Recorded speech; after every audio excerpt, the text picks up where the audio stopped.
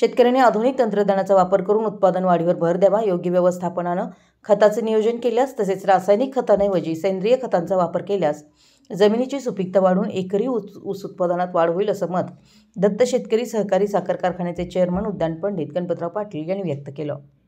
ते माणगाव तालुका हातकणंगले येथे दत्त कारखाना व महाधन ॲग्रोटेक पुणे यांच्या संयुक्त विद्यमाने आयोजित ऊस पीक परिसंवाद कार्यक्रमात बोलत होते। पुढे बोलताना त्यांनी शेतकऱ्यांना माती परीक्षणाचं महत्त्व पटवून दिलं। तर शेतकऱ्यांनी आपल्या बांधावरच ऊस पिकाच्या रोपांची नर्सरी तयार करून त्याची लागण करावी असं आवाहन करून हातकणंगले व शिरोळ तालुक्यातून जळणाऱ्या शक्तिपीठ मार्गाला विरोध म्हणून आपण शेतकऱ्यांसोबत राहणार असल्याचंही ते म्हणाले।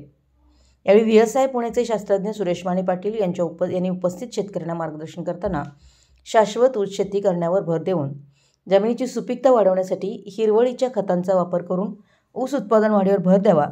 तसेच पाचट व्यवस्थापनामध्ये पाचट न जाळता त्याची शेतातच विल्हेवाट लावावी। तसेच लावण व्यवस्थापन व खत व्यवस्थापन बरोबर ऊस पीक लावणीपासून ते खोडवा व्यवस्थापनपर्यंत माने पाटील यांनी मार्गदर्शन केलं। यावेळी उपस्थित शेतकऱ्यांच्या शंकांचं निरसनही त्यांनी केलं। कार्यक्रमास मुख्य शेती अधिकारी श्रीशैल हेगाना, AS पाटील, शिवगोंडा पाटील, माजी सरपंच अनिल पाटील, जव्हारचे संचालक राजगोंडा पाटील, रघुनाथ पाटील, श्रीधर पाटील, अमर चौगुले, सरपंच राजू मगदूम, भाऊसो हेरवाडी यांच्यासह परिसरातील ऊस उत्पादक शेतकरी उपस्थित होते।